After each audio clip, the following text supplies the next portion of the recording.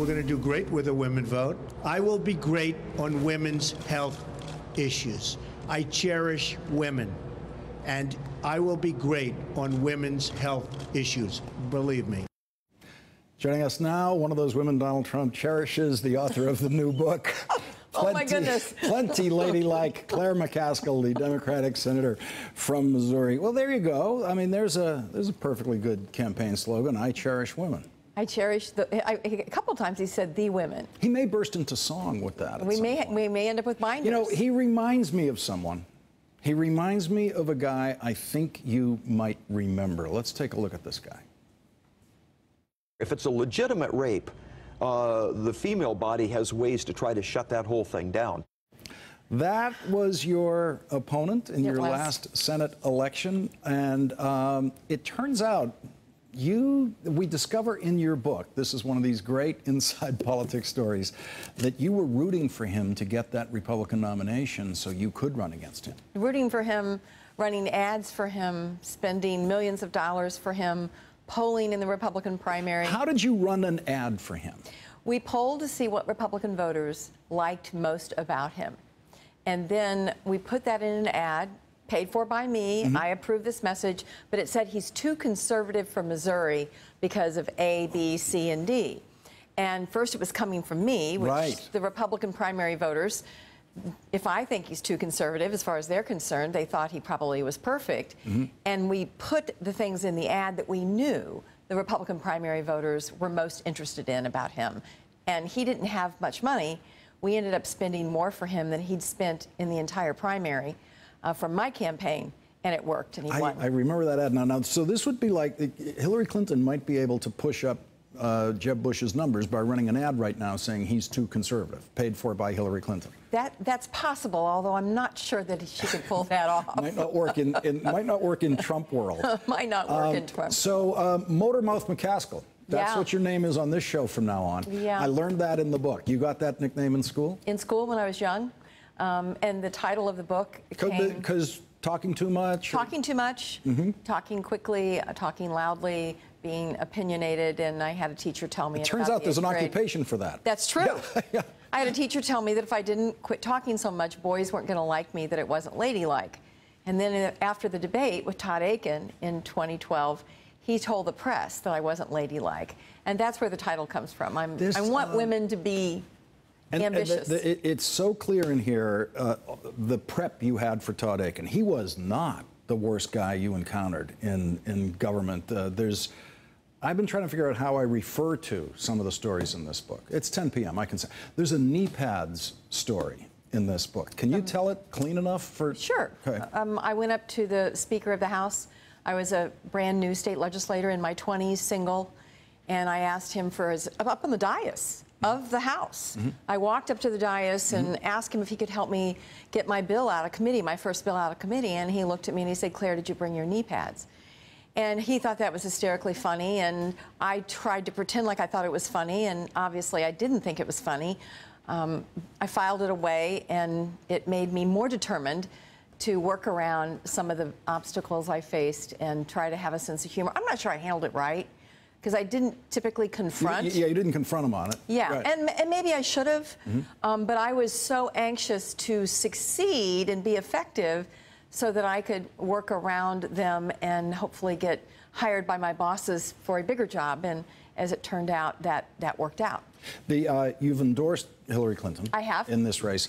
There's a fascinating story in the book about your endorsing of Barack Obama against Hillary Clinton 8 years ago, and it's all about your daughter, Maddie. You said, my family had been putting me on the spot about endorsing Obama, particularly my daughter, Maddie. She got up right in my face and said, "I don't know how you can look yourself in the mirror in the morning. All my life you've told me you have to do what you do because you want to make a difference. The only reason that you're not publicly endorsing this man is because you are worried about your own political skin." And you tell the story that you slept on it, you realized she was right, and you called David Axelrod the next day.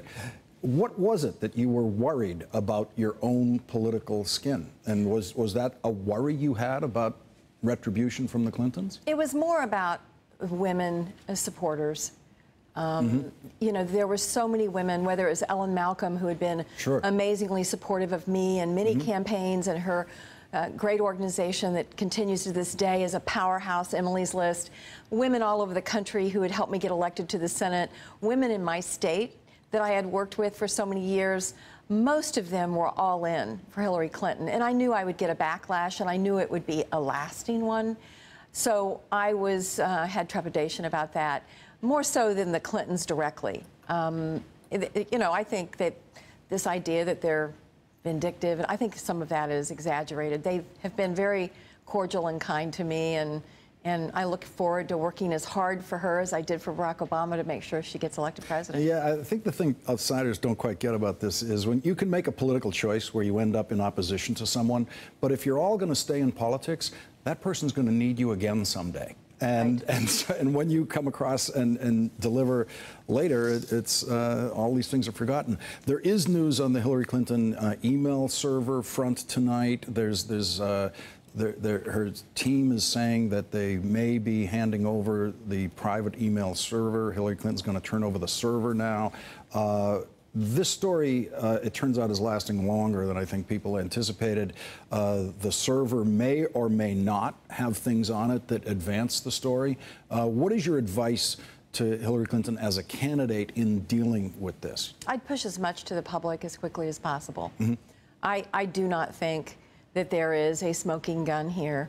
I think, in all likelihood, she was using her personal email because at the time it was legal, and also because she had experience of people pawing through her emails for personal information, whether it was a wedding of her daughter or the illness of her mother. I think she felt fairly protective about some of her personal information, was trying to figure out a way to efficiently protect personal information and also respect government information.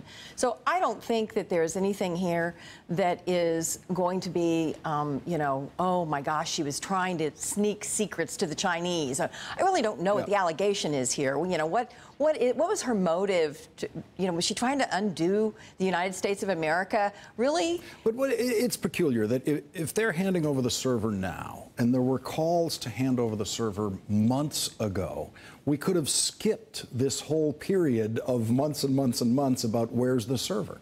Well, she's admitted she doesn't think she's handled this correctly, or if she, you know, she has second thoughts about the way she's handled the whole thing.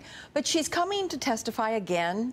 She has been in front of a very antagonistic Congress numerous times. She's coming back again. She's released 55,000 pages of emails, and now if the server comes, hopefully the American people will begin to figure out that this is a large part of political attack. Your candidate for president is enthusiastically in favor of the deal President Obama has struck with Iran.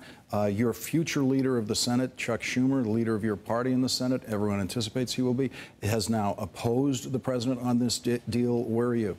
I am calling the countries that hold the money. I know the deal's not perfect, but I want to know what the new status quo is going to look like if we walk away. The countries that hold the money are not in this deal. It's Japan, South Korea, India, China. China is in the deal. I'm calling those countries, and I want them to tell me, if we walk away from this deal, will you still respect the secondary sanctions of the United States? Or is Iran going to get this money anyway? I think that's a really important thing to figure out before I make up my mind. And lastly, on you represent Missouri, the troubles in Ferguson over the weekend, the one-year anniversary mark of what occurred there last year. What's your reaction to what's going on there now and tonight? By and large, we have had peaceful protests. We had an outbreak of criminal activity on the periphery of the protests that resulted in the shooting of a young man because he was shooting at police. But by and large, this has been a peaceful protest. And by the way, we've made some progress in Ferguson. We've got a long way to go. But we've elected more African Americans to the city council. We have an African American leading the police department. We've reformed the municipal court. We've got job training programs going on. We've got housing programs going on. We are really trying as a community to come together and get past this narrative of it's the police versus the protesters. Senator Claire McCaskill, the author of my new favorite book about a woman's life in politics, Plenty Ladylike. Can you tell by that book I'm not running for president? There's There's stuff in here you can't say. There's just stuff in here you cannot talk about on a family program. Thank you very much, Senator. Really appreciate Lawrence. you coming in. Good to see you. Thank you.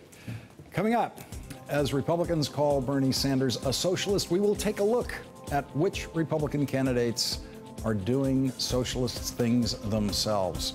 But first, Democratic candidate for president Lincoln Chafee will join us next.